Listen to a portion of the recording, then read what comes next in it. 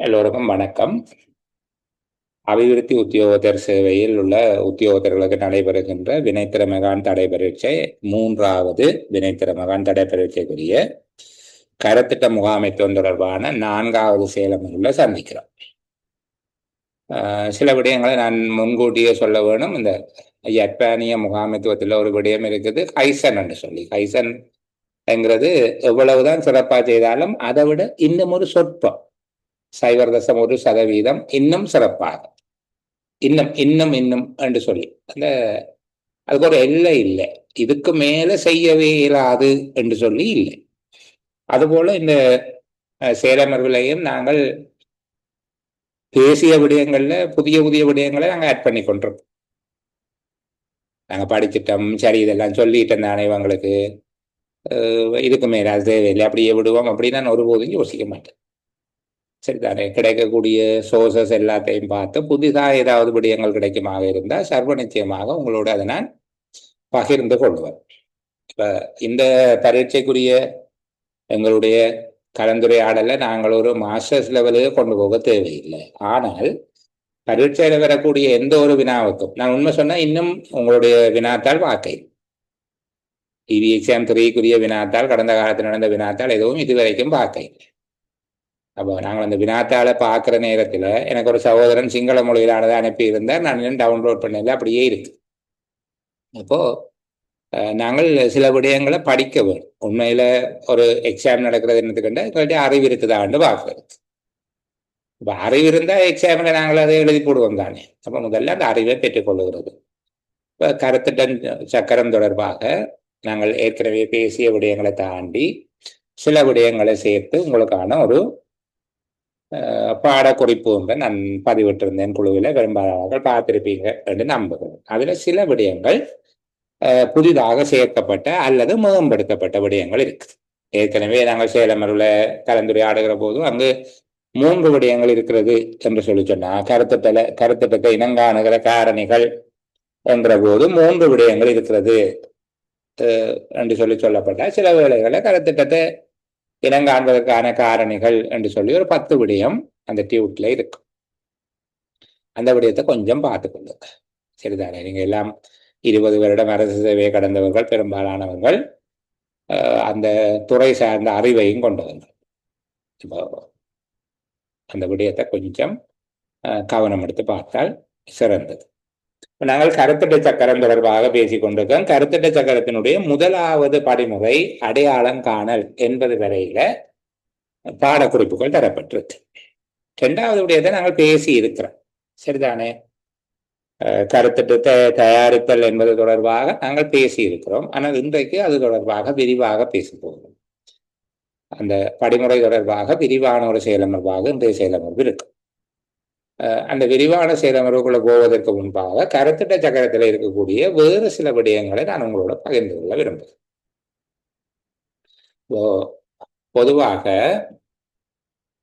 கருத்திட்ட சக்கரம் அந்த பவும்ஸ் என்பவருடைய ஒரன் சி பவும் என்பவருடைய கருத்திட்டம் தொடர்பாக அவர் உண்மையிலே 5 விடயங்களைத்தான் அறிமுகப்படுத்தி இருந்தவர்.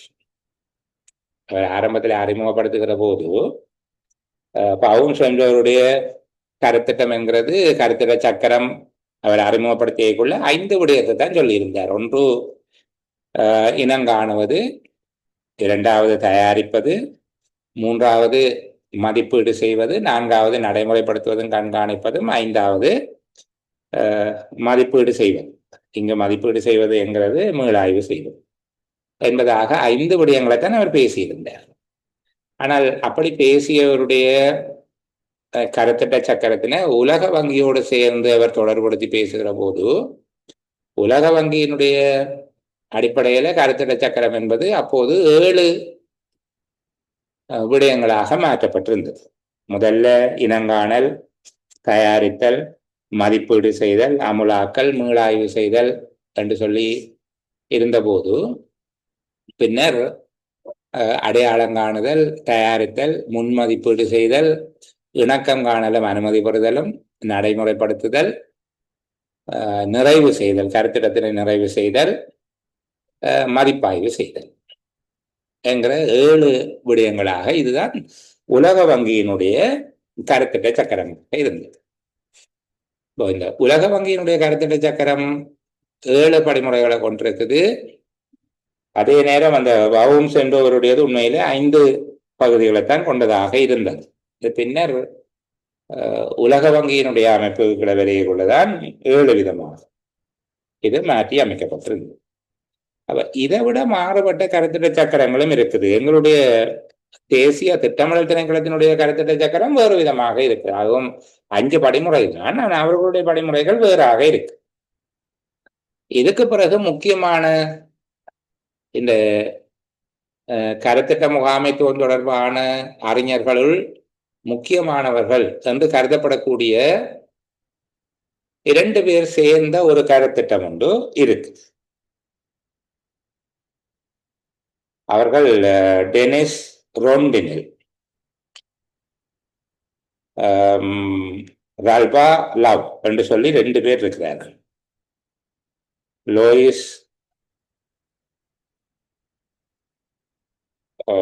டெனிஸ் ரோண்டினில் என்பவருடைய கருத்திட்டம் அவர் 12 விதமாக இந்த விஷயத்தை விளங்கப்படுத்துகிறார். சரிதானே? இந்த 12 நான் ஒரு விளக்கத்துக்காக சொல்லுகிறேன், நீங்கள் புரிந்து வைத்துக் கொள்ளுங்கள். சில வேளைகள்ல கடினமான வகையில கேள்வியை தயாரிக்க வேண்டும் என்று சொல்லி எதிர்பார்ப்பார்களாக இருந்தால், இதுவரையிலேயே கருத்திட்ட சக்கரங்களில் அதிக படிமுறை கொண்டதாக விவரிக்கப்பட்டிருக்கிறது இதுதான். சரிதானே? 12 படிமுறைகள் அவர்கள் கருத்திட்டம் ஒன்று நிறைவு செய்யப்பட்ட பின்னரும் அதை பின்தொடர்கிற கர்மங்களையும் உள்ளடக்கியதாக இருக்கிறார்கள். இந்த 12ஐயும் இயலுமான நீங்க குறித்து கொள்ளுங்க. இதுக்குரிய பாடக்குறிப்பு தாரதுக்கான வாய்ப்பில்லை. இதுல இருக்கக்கூடிய விடயங்களை நான் கொஞ்சம் விவரித்து சொல்லுகிறேன். இது 77ஆம் ஆண்டெல்லாம் கேட்க மாட்டாங்க. 1977ஆம் ஆண்டு டெனிஸ் ரொண்டினெல்லி என்கிறவர் வடிவமைத்திருக்கக்கூடிய ஒரு கருத்திட்ட சக்கரம். அப்ப இவர் கருத்திட்ட சக்கரத்தினை மிக நுணுக்கமாக ஆராய்ந்து அங்க இருக்கக்கூடிய சிறிய முன்னெடுப்புகளையும் உள்ளடக்கியதாக அதிக அளவு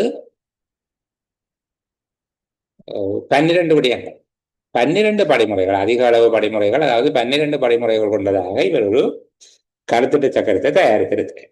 அப்ப முதலாவது அவர் சொல்லுகிறார் ப்ரொஜெக்ட் ஐடென்டிபிகேஷன் அண்ட் டெபினிஷன். கருத்திட்டத்தை அடையாளம் காணுதல் அல்லது இனங்காணுதலும் அதற்கான வரைவிலக்கணம் கொடுத்தல் அல்லது வரையறை செய்தல்.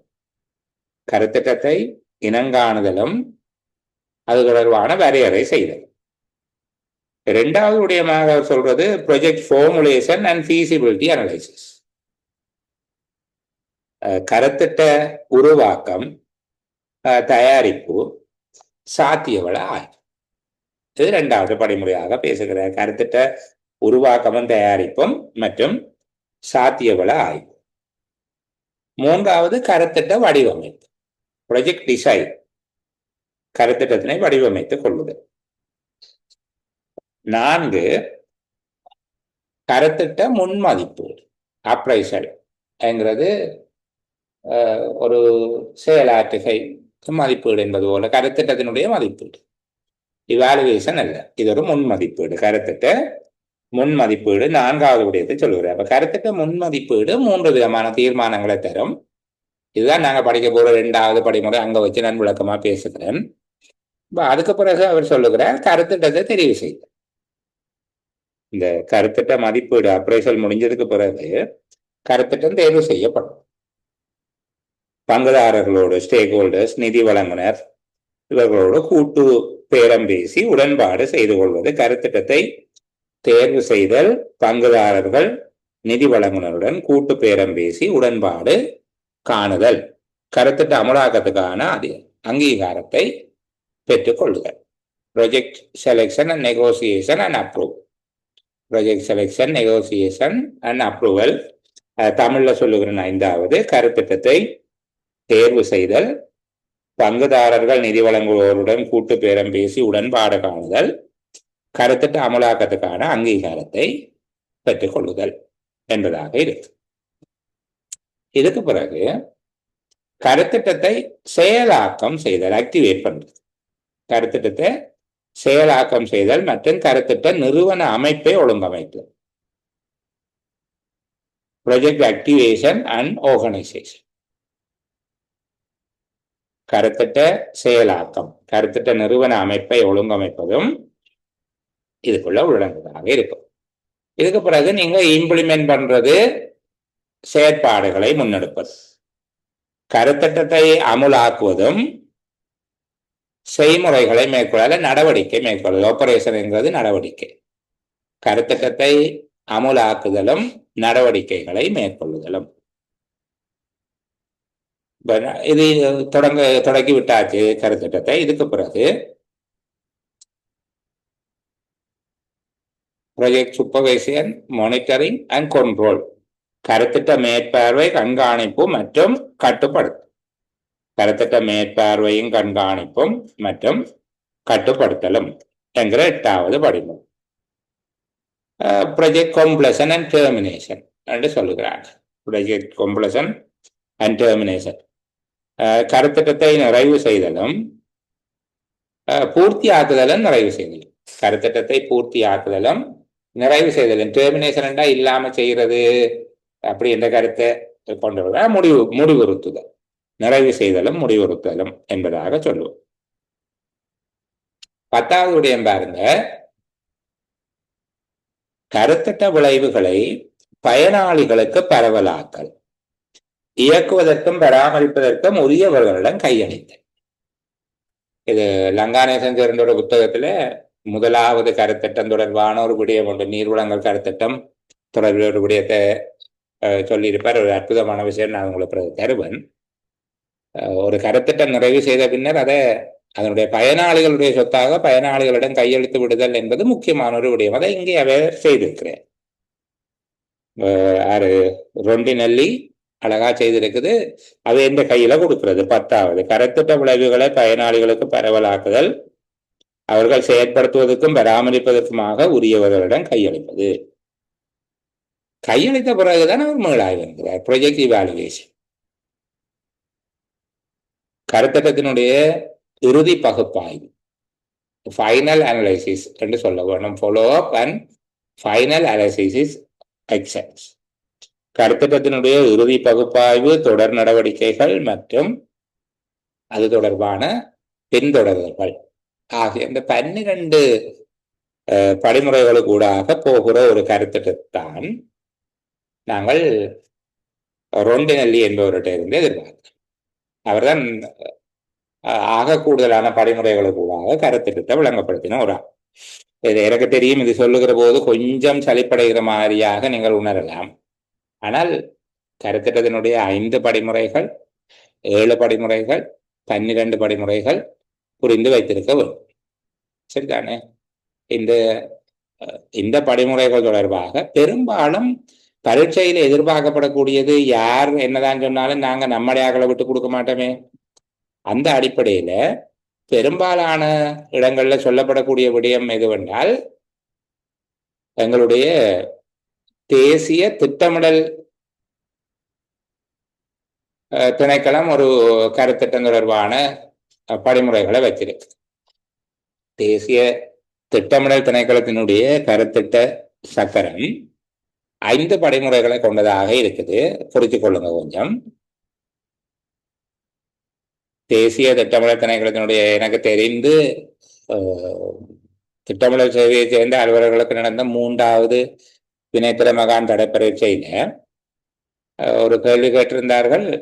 இந்த கருத்திட்ட சக்கரத்தினுடைய படிமுறைகளை பற்றி சொல்லுங்கோ என்று சொல்லி கேட்டிருந்தாங்க. அதுக்கு குறித்த அளவு புள்ளிகளை கொடுத்து விட்டு அந்த விடயங்களை விளங்கப்படுத்தி எழுதுங்கோன்னு சொல்லி போட்டு ஒரு கேள்வியில 1, 2 பார்ட் 1 பார்ட் 2, நான் நினைக்கிறேன் அது 20 முதலாவதுக்கு 5 அடுத்ததுக்கு 15 கொடுத்திருந்த மாதிரியாக ஞாபகம் எனக்கு. அந்த ஒவ்வொரு படிமுறைகளையும் சொல்லுவதற்கு ஒவ்வொரு புள்ளி, அந்த படிமுறைகளை விவரித்து சொல்வதற்கு 15 புள்ளி, ஒவ்வொரு படிமுறைக்கும் 3 புள்ளி கொடுத்திருந்தாங்க. அப்படி கொடுக்கிற போது அவர்கள் மார்க்கிங் ஸ்கீமில் கொடுத்திருந்தது இந்த பவும்ஸினுடைய 5ஐயும் கொடுத்திருந்தார்கள், அல்லது திட்டமிடல் திணைக்களத்தினுடைய கருத்திட்ட சக்கரத்தினுடைய முடலை பார்த்து அதை எழுதி இருந்தாலும் அதுக்குரிய புள்ளிகளை கொடுங்க என்று சொல்லி இருந்தார்கள். அதானே? எங்களுடைய தேசிய மட்டத்திலானது. அப்ப இங்க அவர்கள் 5 விதமான, அவர்களும் 5 தான் வச்சிருக்கணும். அதற்கும் கொஞ்சம் குறித்து கொள்ளுங்க. தேசிய திட்டமிடல் திணைக்களத்தினுடைய கருத்திட்ட சக்கர மாதிரி. 1, முன்னெடுக்கும் செயற்பாடுகள் அல்லது முன்முயற்சி செயற்பாடுகள், இனிஷியேட்டிங் ப்ரோசஸ் என்று சொல்லுகிறார். முன்முயற்சி செயற்பாடுகள் அல்லது முன்னெடுக்கும் செயற்பாடுகள், இனிஷியேட்டிங் ப்ரோசஸ். அதுக்குள்ளதான் நீங்கள் அடையாளம் காணுகிறது, முன் சாத்தியவளை ஆய்வு செய்கிறது, இந்த மாதிரியான விடயங்கள். இனிஷியேட்டிங் ப்ரோசஸ், முன்னெடுக்கும் செயற்பாடுகள் அல்லது முன்முயற்சி செயற்பாடுகள். 2வது பிளானிங் ப்ரோசஸ், திட்டமிடல் செயற்பாடுகள், பிளானிங் ப்ரோசஸ். இது கருத்திட்டத்தை தயாரித்தல், ஃபார்முலேஷன் அண்ட் ப்ரிப்பரேஷன் என்கிறதுக்குள்ள இது வரும். சரிதானே? ஃபார்முலேஷன் அண்ட் ப்ரிப்பரேஷன் என்கிற விஷயங்கள் எல்லாம் இதுக்குள்ள வந்துடும், பிளானிங் ப்ரோசஸ். 3வது எக்ஸிக்யூட்டிங் ப்ரோசஸ், நிறைவேற்று கர்மங்கள் அல்லது நிறைவேற்று செயல்முறை. இது சாதாரணமா நாங்க சொல்லுகிற இம்ப்ளிமெண்டேஷன். சரிதானே? இப்ப இனிஷியேட்டிங் ப்ரோசஸ்ன்றத நீங்க சாதாரணமா இனங்காணுதலும் தயாரிப்புக்கு முன்னான முன் சாத்தியவிட ஆய்வு போன்ற விடயங்களையும் இனிஷியேட்டிங் ப்ரோசஸ் முதலாவதா கருதி கொள்ளும். 2வது பிளானிங் ப்ரோசஸ் என்றது சாத்தியவிட ஆய்வு முடிந்ததற்கு பின்பாக ஃபார்முலேஷன் ப்ரிப்பரேஷனுக்குள்ள வரும், கருத்திட்டங்களை தயாரித்தல் அல்லது வடிவமைத்தல். 3வது எக்ஸிக்யூட்டிங் ப்ரோசஸ். எக்ஸிக்யூட்டிங் ப்ரோசஸ் என்றது அங்க நாங்க சொல்றது இம்ப்ளிமெண்டேஷன், நீங்க நிறைவேற்று செயற்பாடுகள் அல்லது நிறைவேற்று செயல்முறை. 4வது அவர்கள் சொல்கிறார்கள் மானிட்டரிங் அண்ட் கண்ட்ரோலிங் ப்ரோசஸ். இது நாங்கள் அங்க பார்த்த மானிட்டரிங் அண்ட் சூப்பர்வைசர் என்பதாக இருக்கும். 4வது மானிட்டரிங் அண்ட் கண்ட்ரோலிங் ப்ரோசஸ், அதாவது மேற்பார்வை செய்தல் மற்றும் கட்டுப்படுத்தல் கர்மங்கள். 5வது க்ளோசிங் ப்ரோசஸ், நிறைவு செய்தலும் மதிப்பாய்வு செய்தலும். இங்க அதாவது நிறைவு செய்யும் செயற்பாடுகள். தேசிய திட்டமிடல் திணைக்களத்தினுடைய கருத்திட்ட சக்கர மாதிரிங்கிறது 5 விடயங்களை உள்ளடக்கியதாக இருக்கிறது. நான் திரும்ப அந்த விடயத்தை சொல்லுகிறேன். 1, முன்முயற்சி செயற்பாடுகள் அல்லது ஆரம்ப செயற்பாடுகள், இனிஷியேட்டிங் ப்ரோசஸ். 2வது திட்டமிடல் செயற்பாடுகள், பிளானிங் ப்ரோசஸ். 3வது நிறைவேற்றும் செயல்முறை, எக்ஸிக்யூட்டிங் ப்ரோசஸ். 4வது கண்காணித்தல் மற்றும் கட்டுப்படுத்தல் தொடர்பான செயல்முறைகள், மானிட்டரிங் அண்ட் கண்ட்ரோலிங் ப்ரோசஸ். 5வது நிறைவு செய்யும் கர்மங்கள், க்ளோசிங் ப்ரோசஸ். சரிதானே? இதுக்கு மேல உங்களை நான் சொல்லப்படுத்த இல்லை. கருத்திட்ட சக்கரம் என்பது தொடர்பாக பேசப்பட்டவற்றில் உங்களுக்கு இப்போ 5 படிமுறைகள் என்று வருகிற போது இந்த பவுன்ஸினுடைய அவர் 5 படிமுறை சொல்லியிருக்கிறார். அழகா அந்த விஷயம் சொல்லிட்டேன். அதே போல எங்களுடைய தேசிய திட்டமிடல் திணைக்களத்தினுடைய 5 படிமுறைகள் சொல்லப்பட்டிருக்குது. உலக வங்கியினுடைய 7 படிமுறைகள் சொல்லப்பட்டிருக்கு. உலக வங்கியினுடைய 7 படிமுறை. இது தவிர ஆகக்கூடியதாக இருந்தது டெனிஸ் ரொண்டினல்லியினுடைய 12 படிமுறைகள் தொடர்பாக நாங்கள் பேசியிருக்கிறோம். சரிதானே? இது தவிர இன்னும் ஒரு முக்கியமான கருத்திட்ட சக்கர மாதிரி ஒன்று இருக்கிறது. இது 4 படிமுறைகள் கொண்டதாக இருக்கு. இது தொடர்பில் 4 படிமுறைகள் கொண்டதாக இருக்குது. நான் உங்களை அதிகம் இப்போ குழப்பமடைய செய்ய இல்லை. இது Lewis A Goodman and Rob and Love என்கிற 2 பேர் சேர்ந்து செய்திருக்கிறேன். 1ஆம் கட்டம், 2ஆம் கட்டம், 3ஆம் கட்டம், 4ஆம் கட்டம் என்று சொல்லி அவர்கள் 4 கட்டமாக இதை விளங்கப்படுத்தி இருக்கிறோம். சரிதானே? இது தொடர்பாக நாங்கள் அடுத்து வருகிற பாடக்குறிப்பில் உள்ளடக்கி இருப்போம். நீங்க பார்த்துக்கொள்ள. இப்ப நான் சொல்லுகிற விடயங்கள் நிச்சயமாக உங்களுக்கு தருகிற 2வது டியூட்டில் உள்ளடக்கி இருப்போம். அது மேலதிக சேர்க்கையாக இருக்கும். அப்போ அவர் சொல்லுகிற 4 கட்டங்களாக இருக்குது. Lewis A Goodman, Rob and Love என்கிற 2 பேர் வடிவமைத்த ஒருங்கிணைக்கப்பட்ட கருத்திட்ட சக்கரம் என்று சொல்லப்பட்டிருக்கு. Integrated project planning and management circle. அவர்கள் ஒரு 4 படிமுறை. முதலாம் கட்டம் என்று சொல்லுகிறார்கள். தேவையை இனம் காணுவது, கருத்திட்டத்தை திட்டமிடுவது, மதிப்பீடு செய்வது, வடிவமைப்பது, இத்தனையும் சேர்த்து ஒரு கட்டம். உண்மையிலே அதிகமான படிமுறைகளை சொன்னவர்கள் இவர்கள் தான். ஆனால் ஒரு கட்டத்துக்குள்ள பல படிமுறைகளை உண்டாக்கி விடுகிறார்கள். குட்மேனும் லவ்வும், அதான் அவை சரியான பேர். லூயிஸ் ஏ குட்மேன், ராப் என் லவ் அவர்கள் வடிவமைத்திருக்கிறார்கள். முதலாம் கட்டம். முதலாவது கட்டம் தேவையை இனங்காணுதல், கருத்திட்டத்தை திட்டமிடுதல், மதிப்பீடு செய்தல், வடிவமைத்தல். இவ்வளவும் முதல் கட்டத்துக்குள்ள வரும். இரண்டாவது கட்டம் கருத்திட்டத்தை தெரிவு செய்தல், அமுலாக்குவதற்கான அங்கீகாரம் மற்றும் செயற்படுத்துதல். கருத்திட்டத்தை தெரிவு செய்தல், அமலாக்கத்துக்கான அங்கீகாரம் மற்றும் செயற்படுத்துதல். மூன்றாவது கருத்திட்ட அமலாக்கம், மேற்பார்வை, கட்டுப்பாடு, பூர்த்தியாக்கல், கையளித்தல்.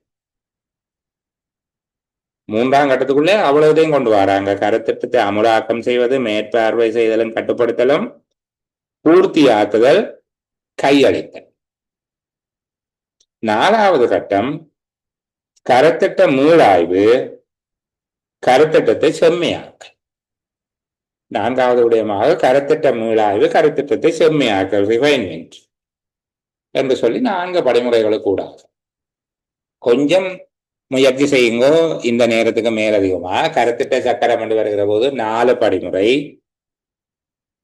லூயிஸ் குட்மன், ராப் என் லவ். அடுத்த 2வது 5 படிமுறை. அது பவுன்ஸின்றையும் எங்களுடைய தேசிய திட்டமிடல் திணைக்களத்தினுடைய. 7 படிமுறைகள் உலக வங்கியினுடையது. 12 படிமுறைகள் ரொண்டினெல்லியினுடையது. இந்த படிமுறைகளை ஓரளவுக்கு நீங்கள் நினைவு வச்சிருக்க பார்க்க வரும். நாங்கள் எல்லாருமே கொஞ்சம் வயது வந்த ஆக்கள், சின்ன ஆக்கள் இல்லையே, படித்த மாதிரி எல்லாம் ஞாபகம் வச்சிருக்கிறாரு. கொஞ்சம் உங்களுக்குள்ள கலந்துரையாடி கொள்ளுங்க. இந்த லூயிஸ் குட்மனும் என் லவ்வும் சொல்லி இருக்கிற 4 படிமுறையும் இருக்கா சொல்லுங்க பாப்போம். தேசிய திட்டமிடல் திணைக்களத்தின் 5 படிமுறையையும் சொல்லி அந்த 5 படிமுறையும் விளங்கப்படுத்த உங்களுக்கு இயலும். 5 படிமுறையையும் சொல்லுங்க. பவுன்ஸினுடைய 5 படிமுறையும் சொல்லுங்க. உலக வங்கியினுடைய 12 படிமுறை 7 படிமுறையும் சொல்லுங்க. ரொண்டினெல்லியினுடைய 12 படிமுறைகளையும் சொல்லுங்க என்று சொல்லி இந்த 4, 5, 5, 7, 12 என்று சொல்லப்படுகிற 5 வகையான ஆட்களுடைய படிமுறைகளையும் கொஞ்சம் பார்த்து கொள்ளுங்க. உண்மையில உலக வங்கியினுடைய இந்த 7 படிமுறைகள் அல்லது பொதுவான 5 படிமுறைகளை பற்றி பேசினாலே போதுமானது. சரிதானே? பொதுவான 5 படிமுறைகளையும் அதை பற்றி விளக்கம் அளிக்கிறதுக்கு உங்களுக்கு தெரிஞ்சால், தயாரித்தல், மதிப்பீடு செய்தல் என்று அப்ரைசல், முன் மதிப்பீடு செய்தல், அமுலாக்குதல், மீளாய்வு செய்தல் என்று சொல்லி இனங்காணுவதில் தொடங்கி இனங்காணுதல், தயாரித்தல், மதிப்பீடு செய்தல், அமுலாக்குதல், மீளாய்வு செய்தல் என்கிற 5. Identification, preparation, appraisal, implementation, evaluation. இதுதான் உண்மையில முக்கியமான 5 விடயங்கள். இதை வெவ்வேறு பெயராலே எங்களுடைய தேசிய திட்டமிடல் திணைக்களம் இந்த பெயரை பாவிக்காம தனித்துவத்தை ஒன்றை காட்டுவதற்காக அவர்கள் வேறு மாதிரி வச்சிருக்கிறேன். சரிதானே? அப்போ ரொண்டினெல்லி என்ன செய்கிறார்? இவ்வளவையும் 12 உடைச்சு போட்டிருக்காரு. அவர் 12 உடைச்சு போட்ட விடயத்தை இந்த குட்மேனும் லவ்வும் சேர்ந்து என்ன செய்யணும்? திருப்பி 4 படிமுறைகளாக 4 கட்டங்களாக அதை மாற்றி வச்சிருக்கேன். இப்போ இதுக்குள்ள நீங்க பெரிய அளவுக்கு இப்ப டிப்ளமா லெவலுக்கு எல்லாம் போயிட்டு படிச்சு கொண்டிருக்க தேவையில்லை. சரிதானே? அந்த அளவுக்கு சிரமப்பட வேண்டாம். ஆனால் 5 படிமுறைகளையும் அவற்றுக்குரிய விளக்கங்களையும் எழுதக்கூடிய அளவுக்காவது எங்களுக்கு இருக்க வேண்டும். 5 படிமுறைகளும் இனங்காணுவது, தயாரிப்பது, மதிப்பீடு செய்வது, அமலாக்கம் செய்வது, திருப்பி மதிப்பீடு செய்வதில் இருந்தது மீளாய்வு செய்தல். சரிதானே? திருப்பி 5வது இவாலுவேஷன், மீளாய்வு செய்வது. Identification, preparation, appraisal, implementation, evaluation என்கிற 5 படிமுறைகள். இவ்வளவுதான் பேசிக். இதை 4 ஆக்குறது, 7 ஆக்குறது, 12 ஆக்குறது தொடர்பில் எல்லாம் நடவடிக்கை இருக்கு. இந்த 5ஐயும் எங்களுடைய தேசிய திட்டமிடல் திணைக்களம் வேறு ஒரு 5 பெயர்களால வடிவமைத்து வச்சிருக்கு. இதை கொஞ்சம் விளங்கிக் கொள்ளுங்க. இருக்கிறதுக்குள்ளேயே இப்ப நீங்க படிக்கிறதுக்குள்ளேயே இதுதான் கொஞ்சம் சிரமமானது. இதை விட சிரமமான விடயம் உங்களுக்கு ஒன்றும் வந்து சேர போறது இல்லை. சரிதானே? அப்ப இதுல ஏற்கனவே நான் உங்களுக்கு தந்திருக்கக்கூடிய டியூட் ஒன்று போட்டிருந்தேன் நான் நேற்று. கருத்தட்ட சக்கரம் என்றால் என்ன, கருத்தட்ட சக்கரத்தினுடைய வகைகள், கருத்தட்டம் என்றால் என்ன, கருத்தட்டத்துக்கான வரைவிலக்கணம். பேசுகிற போது நான் ஏற்கனவே சொன்னது போல தொடர்ந்து அதை திருத்தி கொண்டிருந்த நாங்கள். அடுத்தது கருத்திட்டம் 3 வகையான நோக்கங்களோடு அறிமுகம் செய்யப்படும். கருத்திட்டத்தினுடைய இயல்புகள் அல்லது பண்புகள், அதனுடைய முக்கியமான கூறுகள், கருத்திட்டத்தினுடைய முக்கியமான கூறு, கருத்திட்டத்தை எப்படி வகைப்படுத்தலாம், கருத்திட்டத்தினுடைய வகைகள், கருத்திட்ட சக்கரம், அதனுடைய 7 படிமுறைகள். இதுதான் பொதுவாக இந்த கருத்திட்ட முகாமைத்துவ அறிஞர்களால் ஏற்றுக்கொள்ளப்பட்ட மிகச்சிறந்த அடிப்படையிலான படிமுறைகள் இந்த 7. சில வேளைகளில் இந்த விடயங்களை கேட்டு இதை விளங்கப்படுத்த சொல்லி ஒரு கேள்வியாக உங்களுக்கு தரவேன். நான் வினாத்தாள் தொடர்பில் இன்னொரு நாள் விளங்கப்படுத்துறேன்னு சொல்லி இருக்கிறேன். இருந்தாலும் சொல்லுகிறேன், உங்களுக்கு 8 கேள்வியை தந்து போட்டு 5 கேள்வி எழுத சொல்லி தான் கேட்க போறார்கள். கட்டுரை வடிவ கேள்விகள் எல்லாம் வரப்போகுது. சில வேளையில அது 2 பாட்டா பிரிக்கப்பட்டிருக்கலாம். ஒரு கேள்வியை 1, 2 என்று சொல்லி பிரிக்கலாம், அல்லது ஒரே கேள்வியாகவும் தரலாம். அப்ப இந்த கருத்திட்ட சக்கரத்தினுடைய படிமுறைகளை சொல்லுங்கன்றத ஒரு கேள்வியினுடைய ஒரு பாட்டாக வச்சுக்கொண்டு அதனுடைய மிகுதி விடயங்களை விளங்கப்படுத்தும் கொண்டு கேட்கிறத இன்னொரு பாட்டாக தருவார்களாக இருந்தால் நீங்கள் இந்த 7ஐயும் எழுதுவதற்கும் 7 தொடர்பாக விவரிப்பதற்கும் முயற்சி செய்ய வேண்டும். அப்ப மிக இலகுவாக இந்த 7 விடயத்தை நாங்கள் எப்படி விவரிக்கலாம் என்பதை பற்றியாக நாங்கள் சொல்லி இருக்கிறோம். கருத்திட்ட இனங்காணுதல் என்றால் என்ன, இது ஏற்கனவே பேசிய விடயம் என்கிறதால நான் திருப்பி விளங்கப்படுத்த இல்லை. அதுபோல கருத்திட்டத்தினுடைய தயாரிப்பு அல்லது உருவாக்கம் என்பது அதுக்குள்ள 3 படிமுறை இருக்குது என்று சொல்லி பார்த்திருக்கிறோம். செயற்திட்டத்தை முன்கணிப்பீடு செய்வது அல்லது தரங்கணிப்பு செய்வது, இணக்கம் காணுதல், ஒப்புதல் வழங்குதல், அமுலாக்கல், நிறைவு செய்தல், கருத்திட்டத்தை மதிப்பீடு செய்தல், மீளாய்வு செய்தல். இப்ப இந்த 7 படிமுறைகள்ல முதலாவது படிமுறையாக நாங்கள் பார்த்தது கருத்திட்டத்தை இனங்காணுதல். இனங்காணுவது தொடர்பாக இனங்காணுதல் என்றால் என்ன, இனங்காணுவதில் பங்களிப்பு செய்கிற தரப்புகள் யார், அல்லது கருத்திட்டத்தை இனங்காணுகிற சோர்சஸ் யார், மூலங்கள் யார், கருத்திட்டத்தை அடையாளம் காணுவதில் பங்களிக்கின்ற தரப்புகள் யார். இது பேசிய விடயம் என்பதால தான் நான் பேசாம கெரிங்க மட்டும் சொல்லிக்கொண்டு போகிறேன். கருத்திட்டத்தை இனங்காண்பதற்கான காரணிகள் நாங்கள் இது சொல்லுகிற போது சாதாரணமாக உங்களுக்கு 3 விடயத்தை தான் சொல்லி தந்திருந்தேன். கருத்திட்டத்தை இனங்காணுதல் என்பது சந்தை வாய்ப்பின் அடிப்படையில, தேவைகளினுடைய அடிப்படையில அல்லது வளங்களினுடைய அடிப்படையில நிகழலாம் என்று சொல்லி, ஆனால் இங்கு 8 விதமாக அதை கொஞ்சம் எலாபரேட் பண்ணியிருக்கு. கருத்திட்டத்தை இனங்காணுகிற காரணிகள் என்று பேசுகிற போது 1 அடிப்படை தேவைகள், 2 வளங்கள், 3வது சந்தை வாய்ப்பு என்கிற காரணிகளின் அடிப்படையில் கருத்திட்டங்கள் இனங்காணப்படும். ஆனால் அதுக்கு பின்பாக எதிர்கால அபிவிருத்தி தந்திரோபாயமாக அரசு கருதுகின்ற நடவடிக்கைகள், அடுத்தது வெற்றிகரமாக ஏற்கனவே நடைபெற்ற கருத்திட்டங்களை காப்பி பண்றது, வெற்றிகரமாக சர்வதேச ரீதியாக நடைபெற்ற கருத்திட்டங்களை பிரதி பண்ணி நடைமுறைப்படுத்துவது, அபிவிருத்திக்கான ஆராய்ச்சி கருத்திட்டங்களை இனங்காண்பது, புதிய சட்டங்கள் உருவாக்கப்படுகிற போது அந்த சட்ட தேவைப்பாடுகளுக்கு அமைய கருத்திட்டங்களை அடையாளம் காண்பது என்கிற 8 விதமான காரணிகளை அடிப்படையாக கொண்டு கருத்திட்டங்களை இனங்காணலாம் என்று சொல்லி இந்த விடயத்தை நான் உங்களுக்கு மேலதிகமாக சொல்லியிருக்கேன். ஏற்கனவே கருத்திட்டத்தை இனங்காண்பதற்கான காரணிகளாக 3 காரணிகளை பற்றி முக்கியத்துவப்படுத்தி கழித்திருந்தார்கள். மற்றது அப்ரோச்சஸ். இந்த 3 அணுகுமுறைகள், மேலிருந்து கீழான top to down approach, bottom to up approach, participatory approach. இந்த 3 அணுகுமுறைகள், மேலிருந்து கீழான அணுகுமுறை, கீழிருந்து மேலான அணுகுமுறை மற்றும் பங்கு பெற்றல் அணுகுமுறை. இங்கு மக்கள் பங்களிப்பு என்பது வெறும் மக்கள் இல்லை, எல்லா பங்குதாரர்களும் இருப்பார்கள். உண்மையில இது பங்கு பெற்றல் அணுகுமுறை என்பதுதான் மிகச்சரியானது. இந்த 3 அணுகுமுறைகள்ல நாங்கள் மேலிருந்து கீழ் நோக்கியது, கீழிருந்து மேல் நோக்கியது என்பதை பற்றி நான் உங்களுக்கு கதைத்திருக்கிறேன். ப்ளூ பிரிண்ட் என்கிற விடயம் தொடர்பாக பேசியிருக்கிறேன்.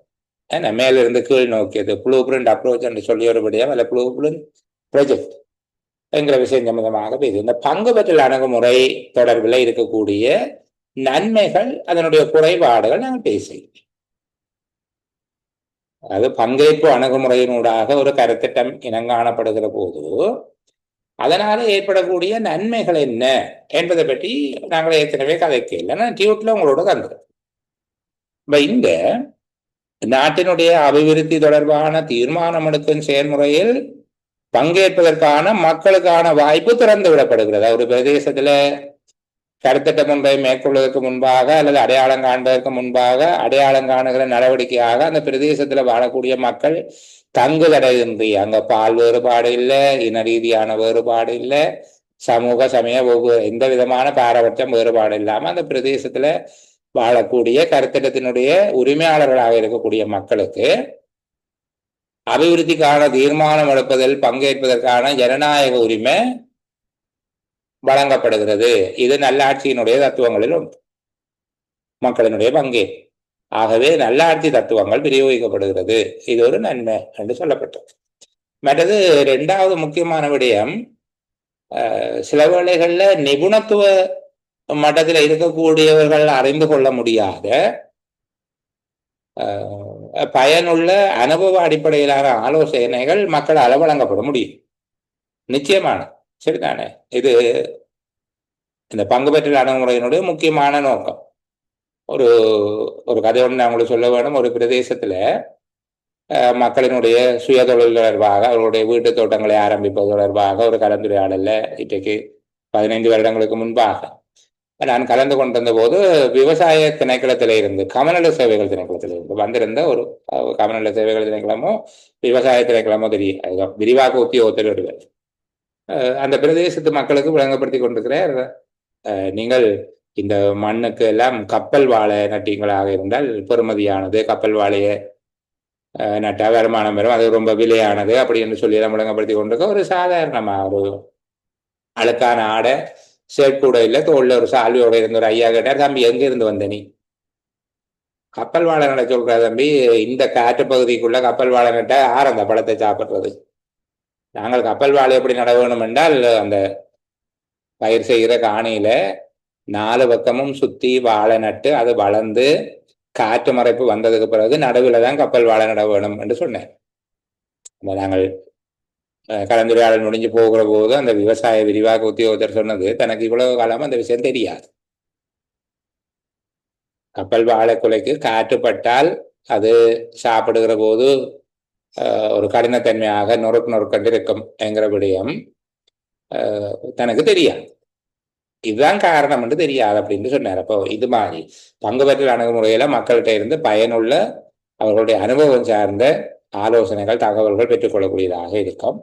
மற்றது எல்லாரும் சேர்ந்து கதைச்சி செய்கிறபடியால அவைக்கு என்ன நடக்குது என்று சொல்லி ஒரு அண்டர்ஸ்டாண்டிங் கொண்டு வரும். இங்கு அதிகரித்த என்று வந்திருக்க வேணும், அதிகரித்த என்று கிடக்க அதிகரித்த, அதிகமான புரிந்துணர்வு அண்டர்ஸ்டாண்டிங் வரும். அப்ப அதனால அவைக்கிடையில இருக்கிற கன்ஃபிளிக்ட் குறை, முரண்பாடுகள் தவிர்க்கப்பட்டதாக இருக்கும். அதை நாங்கள் சொல்லலாம். மற்றது கருத்திட்டத்தோட தொடர்புடைய எல்லாரும் உடன்படுகிற நிலையில அந்த கருத்திட்டம் மிக வெற்றிகரமாக இருக்கும். எல்லாருடைய சம்மதத்தோடையும் செய்கிற போது இருக்கும். பெரும்பாலும் பங்கு பெற்றல் அணுகுமுறை கருத்திட்டங்கள்ல மக்களினுடைய பங்களிப்பு இருக்கிறது. பயனாளி பங்களிப்பும் ஒரு குறிப்பிட்ட சதவீதம் இருக்கும். சில வேளைகள்ல பண ரீதியாக பங்களிக்காவிட்டாலும் அவர்கள் வேறு கர்மங்களை செய்து அதனுடைய உரிமையாளர்களாக அவர்கள் தங்களை மாற்றிக்கொள்வார்கள். அப்ப அவர்கள் அதனுடைய பார்ட்னர்ஸ், ஓனர்ஸ், பங்குதாரர்களாகவும் உரிமையாளர்களாகவும் செயற்படுவார்கள். அப்ப இது எங்கூட ப்ரொஜெக்ட் நினைப்பான். சரிதானே? மற்ற இங்க அரசாங்கத்தை பொறுத்தவரையில அரசாங்கம் ஒரு மிகுந்த ஜனநாயக பண்பொன்றை வெளிப்படுத்துவதற்கு வாய்ப்பு இருக்குது. தீர்மானம் எடுக்கின்ற அதிகாரங்களையும் பொறுப்புகளையும் கணிசமாக அவர்களிடம் ஒப்படைத்து விட்டு தீர்மானம் எடுப்பதற்கு அவர்களுக்கு வழிகாட்டுவது, கண்காணிப்பது, மேற்பார்வை செய்வது மற்றும் முகாமைத்துவம், நிதி சார்ந்த கட்டுப்பாடுகளினூடாக அவற்றை கட்டுப்படுத்துவது. அதுல வேறு விதமான தவறான பிரயோகங்கள் நிகழாமல் அதனை கட்டுப்படுத்துவது போன்ற அளவில் கணிசமான கர்மங்களை, குறிப்பாக தீர்மானம் எடுத்தல் மற்றும் பொறுப்புகள் ஆகியவை கணிசமான அளவில் பங்குதாரர்களிடம், ஸ்டேக் ஹோல்டர்ஸ் ஒப்படைக்கப்படுகிறது. மற்ற மக்கள் சமூகம் மிகுந்த நம்பிக்கை, இந்த சமூகம் என்று தவறுதலா இருக்குது சமூகமா. எழுத்துப்பிள்ளை என்னதான் செய்தாலும் பெறத்தான் பார்க்குது. அபிவிருத்தி தீர்மானத்துல மக்களுக்கு ஒரு நம்பிக்கை வரும். நாங்கள்லாம் தீர்மானம் எடுக்கிறோம், எங்கட நாடு சரியா என்று சொல்லி. மற்றது உண்மையில தேவை இருக்குதா என்கிறத பார்த்துட்டு தேவையை அடிப்படையாக கொண்ட பயனுள்ள கருத்திட்டம் எல்லாரும் கலந்து பேசினால் ஒரு பயனுள்ள கருத்திட்டம் வரும். இல்லாவிட்டால் எங்கேயாவது பத்தையா காடா இருக்கிற பிரதேசத்துல கொண்டு போய் ஸ்ட்ரீட் லைட்டை பூட்டினதும், வெள்ளம் பெறக்கூடிய பத்த காணிக்குள்ள கொண்டு போய் பள்ளமான காணிக்குள்ள கொண்டு போயிட்டு சீசோவையும் சரக்கீசையும் பூட்ட மாதிரியான கருத்திட்டங்கள் வந்துவிடும். சரி, ஒரு காலத்தில் அப்படி வந்த கருத்திட்டங்களை பற்றி நான் மேலதிகமாக கதைக்கு எக்ஸாமுக்கு வராது. ஒரு காலத்தில் அப்படித்தான் செய்கிறேன். இந்த நர்சரி விளையாட்டு போட்டி நடத்துகிற மாதிரியாக, விளையாட்டு போட்டியல்ல, நர்சரி பிள்ளைகள் விளையாட்டுக்குரிய விடயங்களை நடத்துகிற மாதிரியான அதில் ஏறுகிறங்கிற பிரமிட், சரக்கி, சீசோ இதே எல்லாத்தையும் கொண்டு போய் எங்கேயாவது வெள்ள காணிக்க பூட்டி விடுறது. அது 4 மாதம் வெள்ளம் நிற்கும், மிச்சம் 8 மாதமும் கடல் பிடிச்சு போயிருக்கும். சரியா, இப்படியெல்லாம் நாங்கள் கிராமத்துக்கு 1 மில்லியன் 1/2 மில்லியன் திட்டம் செய்தாக்கள். இது அப்படி இருக்காது. மக்கள் பங்கு பெற்றி எல்லா தரப்பும் பங்கு பெற்றுவார்களாக இருந்தால் வினைத்திறனான பயனுறுதிமிக்க தேவைகளை அடிப்படையாக கொண்ட திட்டம் ஒன்று ஏற்படும். மற்றது இதில் ஒரு ஸ்டேபிலிட்டி ஒன்று இருக்கு, சஸ்டைனபிள், அவர்களுடைய உரிமை, இது எங்களுடையது சரிதானே. அதுக்கான டெடிகேஷன், ஓனர்ஷிப், டெடிகேஷன், சஸ்டைனபிள், அவர்களுடைய உரிமை பாராட்டும் இயல்பு, அதுக்காக அவர்கள் தங்களை அர்ப்பணிக்கிற நிலைமை, நீண்டு நிலைத்திருக்கிற தன்மை போன்றவை இருக்கும். மற்றது எல்லாரும் சேர்ந்து செய்யக்குள்ள அங்கே அவர் தான் என்னது செய்து போட்டார், கலவா செய்து போட்டார், நெஜ செய்துட்டார் அப்படி இல்லை. வெளிப்படைத்தன்மையும் பொறுப்பு கூறுதலும் மேலும் உறுதிப்படுவதாக இருக்கும். அப்போ பங்கு பெற்றல் அணுகுமுறையினுடைய அனுகூலங்கள் என்று சொல்லி கேட்கப்பட்டால் உங்களால் ஆக குறைஞ்சது 10 விஷயம் எழுதி சரிதானே. கருத்திட்டம் ஒன்றை அடையாளம் காணும் போது பங்கு பெற்றல் அணுகுமுறை வெற்றிகரமானதாக அமைவதற்கான காரணங்கள் சொல்லுங்க. நான் ஒரு விடயம் சொல்ல வேணும், இப்படி பாயிண்ட்ஸ் பண்ணி எழுதக்கூடாது. உங்களுக்கு கட்டுரை கேள்வி வருமாக இருந்தால் இந்த விடயத்தை நீங்கள் விளங்கப்படுத்தி அழகாக கட்டுரை வடிவத்தில் கொடுக்க வேணும். இப்படி பாயிண்ட் அவுட் பண்ணி கொடுக்கறது இல்லை. நான் இதை தருகிறதுன்ற நோக்கம், இப்ப சில இடையில சில கதைகளை சொன்னதின் நோக்கம், இந்த விடயத்தை நீங்கள் விவரித்து எழுதக்கூடியதாக இருக்க வேண்டும். ஒரு முழுமையாக 10 புள்ளிக்கு இப்படி ஒரு கேள்வியை கேட்பார்கள். ஒரு கேள்வியினுடைய ஒரு பாகமாக இது இருக்குமாக இருந்தால் 10 புள்ளிக்கு ஓரளவுக்கு, அதுக்காக பெரிய கட்டுரை 250 சொற்களில் அமையுமாறு கட்டுரை வரைக என்று சொல்லி வரைய தேவையில்லை சரிதானே. இதுக்குள்ளேயே ஒரு சொல் இருக்குமென்னு நினைக்கிறேன். இன்னும் ஒரு 20 சொற்களை சேர்த்து கொஞ்சம் விளக்கமாக எழுதலாம். இப்படி புள்ளி போட்டு டிக் பண்ணி அப்படி செய்ய தேவையில்லை. ஒரு பந்தியாக பிரித்து முக்கியமான விடயங்களை தனித்தனி பந்திகளாக ஆக்கி விடை எழுதுகிற விதமாக இருக்க வேண்டும் சரியா. என்னுடைய நெருக்கமான நண்பர் ஒருவர் பேசினார், நீங்க சொன்னது சரி, நீங்க சொல்லுகிற போது உண்மையாக எழுதுகிற கஷ்டமா இருக்கு, இப்பதான் நாங்கள் எழுதி பழகி கொண்டிருக்கிறோம் என்று சொல்லி சொன்னார். அது மாதிரி நீங்களும் இதெல்லாம் பயன்படுத்தி இந்த விடயங்களை பாடக்குறிப்புகளாக கட்டுரைகளாக தயாரித்து எழுதி வச்சு கொண்டு வாரது பரீட்சை மண்டபத்தில் நீங்கள் சாதிப்பதற்கு வழியாக இருக்கும். அது சாதிக்கிற மட்டுமில்லை, உண்மையா இதுங்களுக்கு தெரிய வேணும் தானே. சனத்துக்காக வேலை செய்கிறாங்க, கவர்மெண்ட் சர்வீஸில் இருக்கிறாங்க. இன்னும் ஆக குறைந்தது 2005ஆம் ஆண்டு சேவைக்கு வந்தவர்களாக இருந்தாலும் குறைஞ்சது 10 வருஷ சர்வீஸ் இருக்குது சரிதானே. அப்போ ஒரு 10 வருஷ சேவை செய்ய போகிறவர்கள் எங்களை சமூகத்தில் அறிவாளிகள் என்று சொல்லி பக்கத்து வீட்டுக்காரன் நம்புறான். ஆகவே அந்த அறிவை பெற்றுக்கொள்வோம். ஆனால் இதை ப்ரெசன்டேஷன் ஸ்கில்லோட படிக்கணும். ப்ரெசன்டேஷன் ஸ்கில்னா இதை எப்படி சப்மிட் பண்ண போகிறோம், நாங்கள் எக்ஸாமில் கேள்விக்கு எப்படி இதை கொடுக்க போகிறோம்ங்கிற அறிவு வேணும். எவ்வளோ அறிவு இருந்தாலும் பரீட்சைக்கு இப்படி எழுதக்கூடியதாக இருக்க வேணும். அதுக்கு ஏற்றபடி இதை கொஞ்சம் பார்த்துக்கணும். இயலுமான வரைக்கும் நான் உங்களுக்கு சொல்லக்கூடிய, தயவு செய்து நீங்கள் உங்களுடைய நண்பர்கள் நண்பிகள் அல்லது சகோதரர்கள் சகோதரிகளோட இந்த விடயங்களை அலுவலகத்தில் சரி அல்லது பொருத்தமான ஓய்வு நேரத்தில் சரி சூமில் கூட கதைக்கலாம். சூமில் பேசலாம். அது 40 நிமிஷம் சொல்றது 3-4 பேர் கதைச்சு கொண்டு வந்தா ஓஃப் ஆகாது, நீண்ட நேரமும் கதைக்கலாம். நீங்க ஒரு சின்ன மினி குரூப் சரிதானே, சப் குரூப் ஃபார்ம் பண்ணி ஒரு பேர் ஒரு விடயத்தை இன்றைக்கு நான் எல்லாம் ப்ரிப்பேர் பண்ணி வந்து உங்களுக்கு விளங்கப்படுத்தி விடுவேன். இன்னொரு பேர் இன்னொரு தலைப்பில் வந்து விளங்கப்படுத்துகிறேன். இந்த கருத்திட்ட சக்கரத்தினுடைய முதலாவது விடயம் அடையாளம் காணும் என்பது தொடர்பாக நான் இன்றைக்கு உங்களுக்கு படிவாக விளங்கப்படுத்தி விடுகிறேன் என்று சொல்லி அடையாளம் காணல விளங்கப்படுத்துகிறேன். அடுத்தவர் தயாரித்தல் தொடர்பாக நான் இன்றைக்கு ப்ரிப்பேர் பண்ணி கொண்டு வரேன் என்று சொல்லி ஆளுக்கு ஒருவர் விளங்கப்படுத்துகிற போது மற்றவர்கள் கேட்டுக்கொண்டிருக்கிற, படிப்பதை விட கேட்பது நல்லா இருக்கும். ஞாபகத்துல இருக்கு. சரிதானே? அப்படி இருக்க கொஞ்சம் கவனம் எடுக்கு. அடுத்து இந்த அணுகுமுறையில் இருக்கக்கூடிய குறைபாடுகள் என்ன என்று சொல்லி பார்க்கலாம்.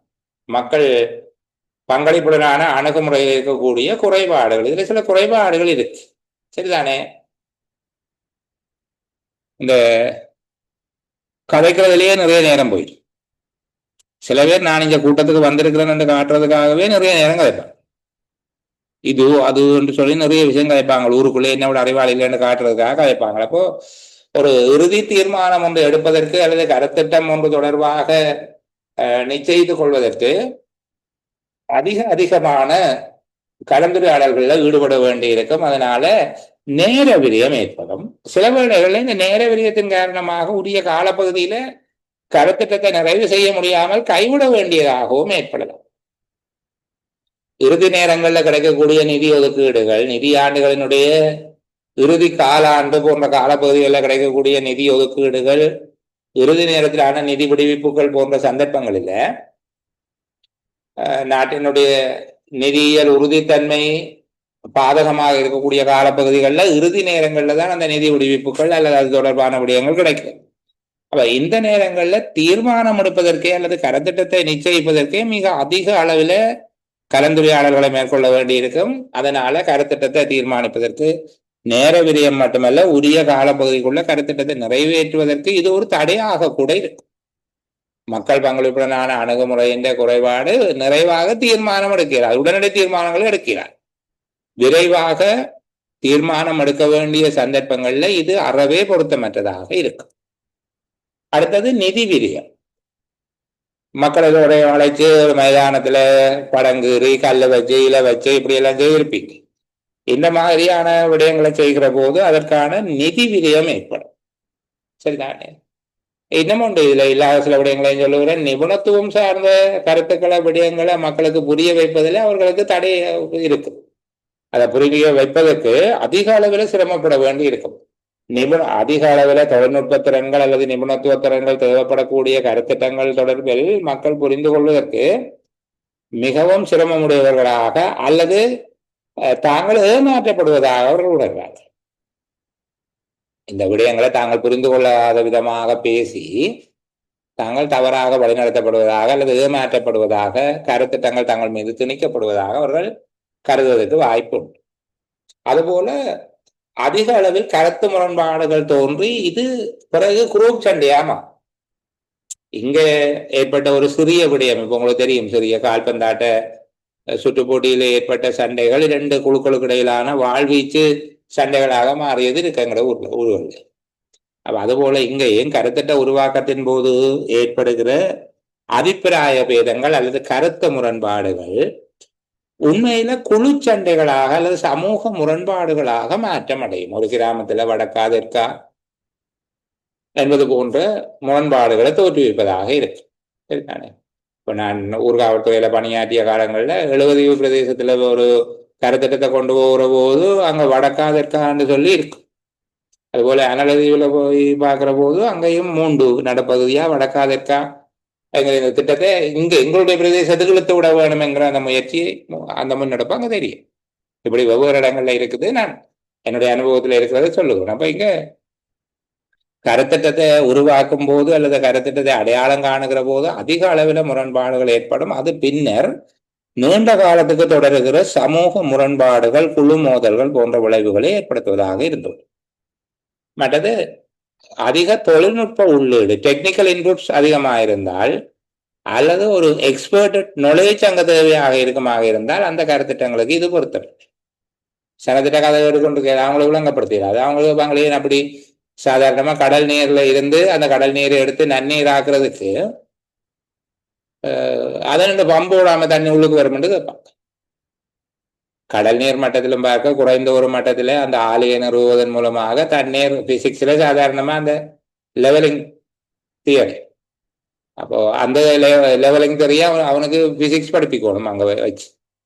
அப்ப அதிக அளவிலான தொழில்நுட்ப உள்ளீடு, நிபுணத்துவ அறிவு தேவைப்படுகிற கருத்திட்டங்களுக்கு இது பொருத்தமானதாக அமையாது. உங்களுக்கு தெரிஞ்சிருக்கு நினைக்கிறேன், வடமராட்சி கிழக்கிலிருந்து யாழ்ப்பாணத்துக்கு குடிநீர் வழங்குகிற திட்டத்தை அது எப்படி இயங்குது என்று பார்க்கறதுக்கு அப்போது அரசாங்க அதிபராக இருந்த அவர் ஒரு பிஎஸ்சி ஹோல்டர், பிசிக்ஸ் தெரிஞ்சவர், அவரும் அவரோட சேர்ந்த ஒரு அணியினரும் வெளிநாட்டுக்கு போய் அது எப்படி இயங்குதுன்னு சொல்லி பார்த்துட்டு வர வேண்டிய தேவை கொண்டு இருந்தது.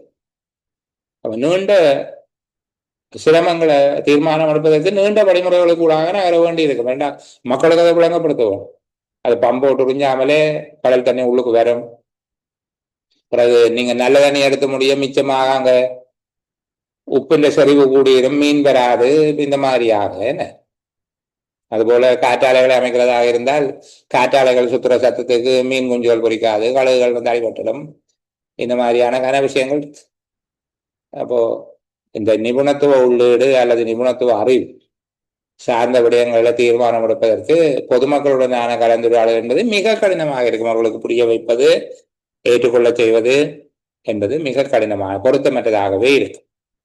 மற்றது சில வேளைகளில் தீர்மானம் எடுக்கிற போது அங்கே ஒரு 4 பேர் வந்திருப்பினும் அதில் ஒருவர் எழும்பி எல்லாம் சொல்லி கொடுப்பார், மற்ற அகலோபம் உண்டு. ஊருக்குள்ள செல்வாக்குள்ளவர், சரிதானே, ஊருக்குள்ள மக்களினுடைய செல்வாக்கு உட்பட்டவர் அல்லது மக்கள் அவர் மீது பயம் கொண்டிருப்பார்களாக இருந்தால், பயம் கொண்டவராகவோ அல்லது மக்கள் மத்தியில செல்வாக்குடையவராகவோ இருந்தால் அவருடைய கருத்துக்கள் அங்கே திணிக்கப்படும்.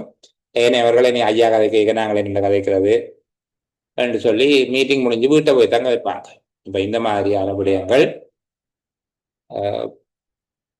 மக்கள் பங்களிப்புடனான அணுகுமுறையினுடைய குறைபாடுகளாக நீங்கள் கேட்டால் சொல்லக்கூடியதாக இருக்கும்.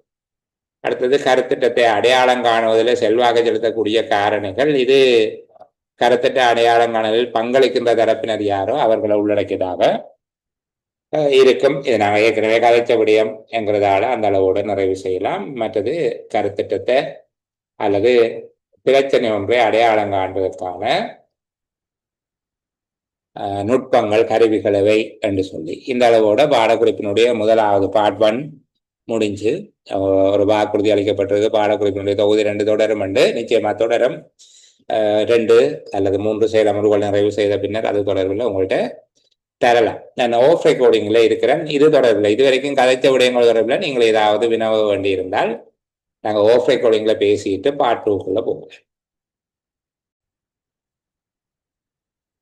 சரி, நாங்கள் தொடர்ச்சியாக கருத்திட்ட சக்கரத்தினுடைய 2வது படிமுறை கருத்திட்ட தயாரிப்பு தொடர்பாக நாங்கள் பார்க்கலாம். கருத்திட்ட தயாரிப்பு அல்லது கருத்திட்ட உருவாக்கம் என்றால் என்ன என்பது தொடர்பாக எளிமையான விளக்கம் ஒன்று நாங்கள் சொல்லியிருக்கிறோம். இது கருத்திட்ட எண்ணங்கள் திட்ட முன்மொழிவுகளாக ப்ரொஜெக்ட் ப்ரொபோசலா இது ஒரு டிரான்சாக்ஷனல் அல்லது ஃபார்மிங் ஸ்டேஜஸாக இருக்கும். கருத்திட்ட எண்ணங்கள் கருத்திட்ட முன்மொழிவுகளாக வடிவமாற்றம் பெறுகின்ற ஒரு நிலையாக இருக்கும். இதை 3 படிமுறைகளாக சொல்ல முடியும். இதில் முன் சாத்தியவள ஆய்வு என்றால் என்ன, சாத்தியவள ஆய்வு என்றால் என்ன, விரிவான வடிவமைப்பு என்றால் என்ன என்பது தொடர்பாக நான் ஏற்கனவே உங்களோடு பேசியிருக்கிறேன். கடந்த சேரமர்வுகளை கலந்து கொள்ளாத நண்பர்கள், சகோதரிகள் அந்த பகுதியை கொஞ்சம் பார்த்து கொள்ள வேணும். அது அழகாக பேசியிருக்கிறோம். கருத்திட்ட சக்கரத்தினுடைய உருவாக்கம் என்பதை சமரியும் சொல்லி அதனுடைய 3 ஒரு முன் சாத்தியவள ஆய்வு சாத்தியவள ஆய்வுல இருந்து எந்த வகையில வேறுபடுகிறது என்பதை பற்றியும் நாங்கள் பேசியிருக்கிறோம்.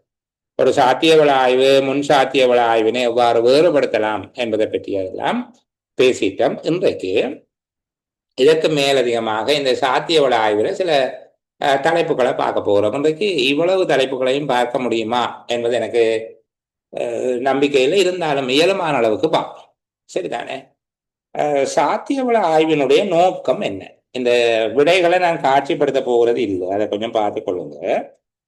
சரிதானே? சாத்தியவள ஆய்வினுடைய நோக்கம் என்ன என்று கேட்கப்பட்டால் நான் சொல்லுகிற இந்த குரல் ஒளிப்பதிவு அல்லது ஒளிப்பதிவை அடிப்படையாக வைத்துக் கொண்டுதான் நீங்கள் பாடக்குறிப்புகளை இப்போதைக்கு தயார் செய்து கொள்ள வேண்டி இருக்கும்.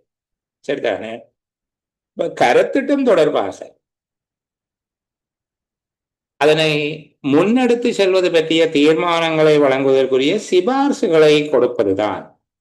கருத்திட்டத்தை முன்னெடுப்பதற்குரிய தீர்மானங்களை மேற்கொள்வதற்காக உரிய தரப்பினருக்கு சிபார்சினை வழங்குவது சாத்தியவள ஆய்வின் நோக்கமாக இருக்கிறது. சாத்தியவள ஆய்வு ஒன்றினை செய்வதன் மூலமாக கருத்திட்டம் ஒப்புவருவதற்கான, ஒப்புவருதல் என்றது வயபிலிட்டி, கருத்திட்டம் ஒன்று ஒப்புவருவதற்கான சாதகமான நிலை காணப்படுகிறது. ஆகவே கருத்திட்டத்தை செயற்படுத்துவதற்கு வேண்டிய தேவையான நடவடிக்கைகளை நீங்கள் தொடர்ந்து செய்ய முடியும். அல்லது கருத்திட்டத்துக்கான ஒப்பேறுவதற்கான சாத்தியத்தன்மைகள், வயபிலிட்டி ஸ்டேட்டஸ், ஒப்பேறுவதற்கான வாய்ப்பு நிலைமைகள் மிக குறைவாக அல்லது ஏறத்தாழ இல்லை என்கிற நிலைமையில காணப்படுகிறது. ஆகவே இந்த கருத்திட்டத்தை கைவிடுவதே சிறந்தது அல்லது அதுவே உகந்த தீர்மானமாக இருக்கும். அல்லது கருத்திட்டத்தில் குறித்துரைக்கப்பட்ட சுட்டிக்காட்டப்பட்ட மாற்றங்களை செய்வதன் மூலமாக அது ஒப்பேறக்கூடியதாக உங்களால் மாற்றி அமைத்துக் கொள்ள முடியும் என்கிற 3 வகையான அபிப்பிராயங்களை கருத்திட்டத்தை செயற்படுத்துனர் கருத்திட்டத்தோடு தொடர்புடைய தரப்பினருக்கு வழங்குவதுதான் சாத்தியக்கூற்று ஆய்வினுடைய நோக்கமாக இருக்கு. விளங்குதா? சாத்தியக்கூற்று ஆய்வினுடைய நோக்கம் என்ன என்றால், கருத்திட்டத்தினுடைய அனுசரணையாளர்கள், கருத்திட்டத்தினுடைய பங்குதாரர்களுக்கு ஆய்வாளர்கள் கருத்திட்டத்தினை முன்கொண்டு செல்வது தொடர்பில் தீர்மானம் எடுப்பதற்கு வேண்டிய சிபார்சுகள் அடிப்படையில் கருத்திட்டத்தை தொடர்வதா கைவிடுவதா, கருத்திட்டத்தின் திட்டமிடுதல் தொடர்பில் பல்வேறு மாற்றங்களை செய்த பின்னர் தொடர்வதா என்பது தொடர்பில் தீர்மானங்களை மேற்கொள்ளும் வகையில் அவர்களுக்கான பரிந்துரை என்பது ரெக்கமெண்டேஷன், அவர்களுக்கான விதப்புரைகள் சொல்லலாம். பரிந்துரைகள் அல்லது விதப்புரைகளை வழங்குவதுதான் இதனுடைய நோக்கமாக இருக்கிறது. சாத்தியவள ஆய்வினை செய்யக்கூடிய நிபுணர்கள் அல்லது ஆய்வாளர்கள் 3 விதமான பரிந்துரைகளை வழங்க முடியும். ஒன்று, குறித்த கருத்திட்டம் ஒப்புவருவதற்கான வாய்ப்பு நிலை காணப்படுகிறது, வயபிலிட்டி காணப்படுகிறது, ஒப்புவருவதற்கான வாய்ப்பு நிலை காணப்படுகிறது. ஆகவே கருத்திட்டத்தை முன்கொண்டு செல்வதற்காக செயற்படுத்துவதற்கு அமல்படுத்துவதற்கு வேண்டிய நடவடிக்கைகளை நீங்கள் தொடர்ந்து செய்யலாம் என்பதை அவர்கள் வழங்கக்கூடிய ஒரு சிபார்சு. அல்லது இரண்டாவது சிபார்சு, கருத்திட்டத்தினுடைய ஒப்பேறுவதற்கான வாய்ப்பு நிலை ஏறத்தாழ இல்லை, அற்றதாக காணப்படுகிறது. கருத்திட்டம் ஒப்பேறுவதற்கான சந்தர்ப்பம் பாதகமானதாக காணப்படுகிறது. ஆகவே அதை கைவிடுவது சிறந்தது. மூன்றாவதாக வழங்கக்கூடிய சிபார்சு, கருத்திட்டத்தில் ஆய்வாளர்கள் குறித்துரைத்து சுட்டிக்காட்டப்பட்ட விடயங்கள் தொடர்பாக அவர்களால் பரிந்துரைக்கப்பட்ட மாற்றங்களை செய்வதன் மூலமாக அவ்வாறு செய்தால் கருத்திட்டத்துக்கான ஒப்பேறும் வாய்ப்பு நிலை தோன்றலாம். ஆகவே மாற்றங்களுடன் கருத்திட்டத்தை முன்னெடுத்து செல்வதற்குரிய நடவடிக்கைகளை மேற்கொள்ளுதல் என்கிற 3 பரிந்துரைகளை அவர்கள் வழங்க முடியும். அப்படி ஒரு கேள்வியை கேட்டால், நுணுக்கமாக சாத்தியவள ஆய்வு ஒன்றின் மூலமாக வழங்கப்படத்தக்க பரிந்துரைகள் என்று கேட்கப்பட்டால் 3 விதமான பரிந்துரைகளை வழங்கலாம். சாத்தியவள ஆய்வின் நோக்கம் என்று கேட்டாலும் இந்த பரிந்துரைகளை வழங்குவதுதான் சாத்தியவள ஆய்வினுடைய நோக்கம். ஆய்வாளர்களால் குறித்த கருத்திட்டத்தினுடைய பங்குதாரர்கள் அல்லது அதனோடு தொடர்புடைய தரப்பினருக்கு சிபாரிசுகளை வழங்குவதற்காக இது செய்யப்படுது. அடுத்த கேள்வி, இது ஒரு பெரிய கேள்வி, கட்டுரை கேள்வியாக ஒரு 10 புள்ளிக்கு கேட்கலாம், சரிதானே? அல்லது ஒரு 8 புள்ளிக்கு இதை கேட்டு போட்டு 12 புள்ளிக்கு இன்னொன்று கேட்கலாம். சாத்தியவள ஆய்விற்காக தேவைப்படுகின்ற தகவல்கள் அவை. சாத்தியவள ஆய்வு ஒன்றை மேற்கொள்வதற்காக மேற்கொள்ளப்படுகின்ற அல்லது வேண்டப்படுகிற தகவல்கள் அவை. எப்பவும் கேட்கப்படைக்க உடனடியாக 1 2 3 4 5 என்று பதில் அப்படி எழுத தொடங்கக்கூடாது. சாத்தியவள ஆய்விற்காக வேண்டப்படும் தகவல்கள் என்று கேட்கப்பட்டால் சாத்தியவள ஆய்வுண்டா என்னென்று அவருக்கு சொல்லி போட்டுதான் போக வேண்டும், சரிதானே? குறித்துரைக்கப்பட்ட கருத்திட்டம் ஒப்பேறுவதற்கான வாய்ப்பு நிலை உள்ளதா என்பதை கண்டறிவதற்காக ஆய்வாளர்களால் தகவல்கள் சேகரிக்கப்பட்டு பகுப்பாய்வு செய்யப்படுவது சாத்தியவள ஆய்வு. ஆகவே ஆய்வாளர்களினால பல்வேறு வகையான தகவல்கள் சேகரிக்கப்படுகின்றன. அவ்வாறான தகவல்கள் வருமாறு என்று சொல்லி எழுதினால் வாசிக்கிறவருக்கு புத்தகத்தினுடைய ஒரு பகுதியை வாசிக்கிற மாதிரியான ஒரு தோற்றம் ஒன்று இருக்கு, சரிதானே? இப்ப இங்க சாத்தியவள ஆய்விற்காக அவசியப்படுகின்ற தகவல்கள் எவை என்று சொல்லி கேட்டால், ஒன்று பகுப்பாய்வின் அடிப்படையிலேயும், பகுப்பாய்வு என்றால் அதை அனலைஸ் பண்ணி பார்ப்போம். அதே போல ஒரு புறநிலையாகவும் ஒரு புறவயத்தன்மையாகவும் அந்த கருத்திட்டத்தோடு தொடர் பெற்றவர்களாக தொலைவில் இருந்து அது என்ன நன்மதியுமே பார்ப்போம். அதாவது பக்கச்சார் பெற்ற விதம் கருத்திட்டத்தினுடைய பலம் மற்றும் பலவீனங்கள் சாத்தியவள ஆய்வுக்காக வேண்டப்படுகிற தகவல்கள் என்று கேட்கப்படுமாக இருந்தால், முதலாவது கருத்திட்டத்தின் பலம் மற்றும் பலவீனம் தொடர்பான தகவல்கள் இது பகுப்பாய்வு அடிப்படையிலேயும் புறநிலையானதாகவும் அமைந்திருக்க வேண்டும். இரண்டாவது, கருத்திட்டத்தை நடைமுறைப்படுத்துவதற்கு அல்லது அமலாக்குவதற்கு உத்தேசிக்கப்பட்டுள்ள சூழல்,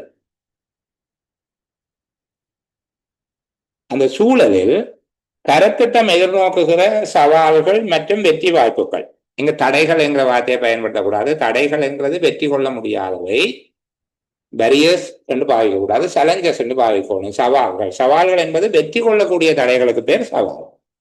அப்ப இங்க கருத்திட்டம் நடைமுறைப்படுத்துவதற்கு உத்தேசிக்கப்பட்டுள்ள சூழலில் கருத்திட்டம் எதிர்கொள்ளுகிற சவால்கள் மற்றும் கருத்திட்டத்துக்கான வெற்றி வாய்ப்புகள், அந்த என்விரான்மெண்டோ அந்த லொகேஷன் அந்த இடத்துல இதுக்கு எவ்வளவு தூரம் வெற்றி கொள்வதற்கான வாய்ப்பு மற்றும் சவால்கள் காணப்படுகிறது என்பது இருக்க வேண்டும். கருத்திட்டத்தை நடைமுறைப்படுத்துவதற்கான நிதி, தொழில்நுட்பம், ஆளணி, மூலப்பொருட்கள், வலுசக்தி, ஏனைய வணிக சேவைகள் போன்றவை இலகுவில் கிடைக்கக்கூடியதாக உள்ள தன்மை ஆராயப்பட வேண்டும்.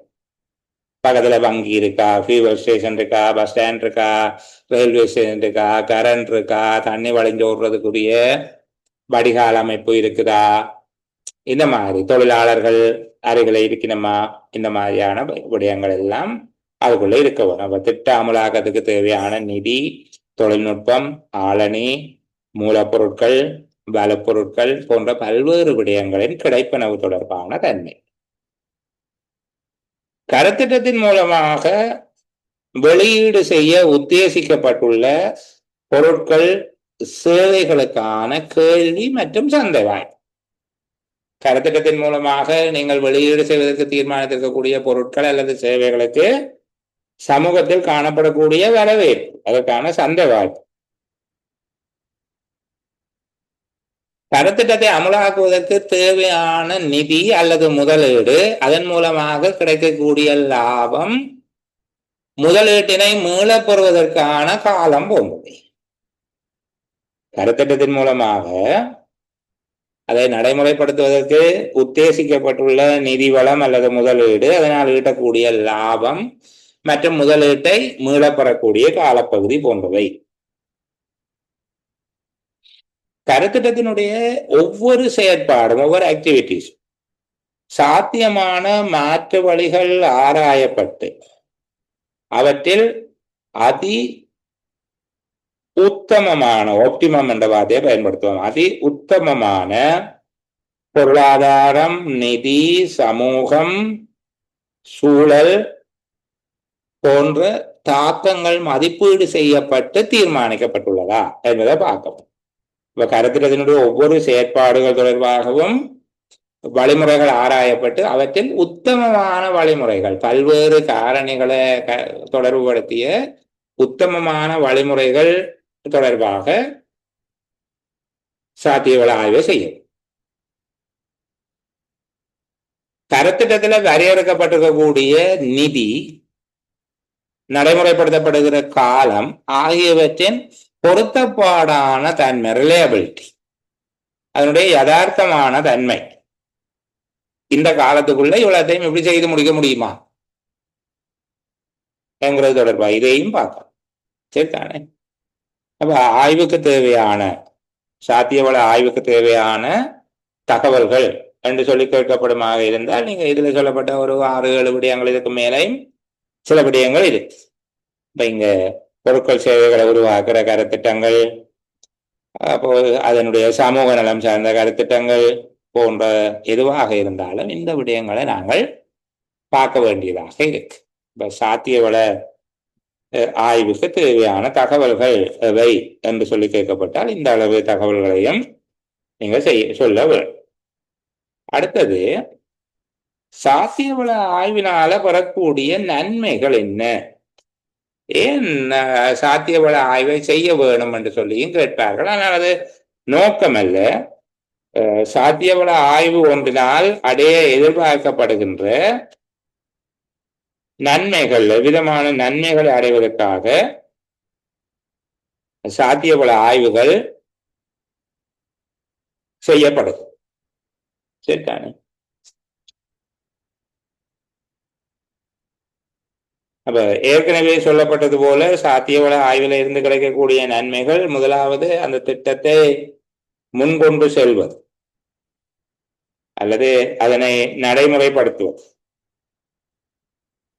சாத்தியவள ஆய்வினை முன்கொண்டு செல்வது, சாத்தியவள ஆய்வின் மூலமாக திட்டத்தினை முன்கொண்டு செல்வது அல்லது அதை நடைமுறைப்படுத்துவது தொடர்பான தீர்மானம் எடுப்பதற்கு சாத்தியவள ஆய்வு உதவுகிறது. பொருத்தமற்ற கருத்திட்டம் ஒன்று தொடரப்படாமல் அல்லது நடைமுறைப்படுத்தப்படாமல் இருப்பதற்கு, ஒப்புவருவதற்கான வாய்ப்பற்ற கருத்திட்டம் ஒன்று தொடரப்பட்டு அதற்கான நிதி மற்றும் மூலவளங்கள் விரயம் செய்யாமல் தடுக்கப்படுவதற்கு சாத்தியவள ஆய்வு அவசியமான ஒன்றாக இருக்காது. சாத்தியவள ஆய்வினுடைய ஒரு பயன் என்று சொல்லி சொல்லுது. அடுத்தது, கருத்திட்டத்தினுடைய தாக்கங்கள். கருத்திட்டம் தொடர்பான சமூக தாக்கம், பண்பாட்டு துறையின் மீதான தாக்கம், சூழல் மீதான தாக்கம் போன்ற அதனுடைய உண்மையான தன்மை, தாக்கத்தினுடைய உண்மையான தன்மை தொடர்பிலான மதிப்பீடுகளை மேற்கொள்வதற்கு அது உதவியாக இருக்கும்.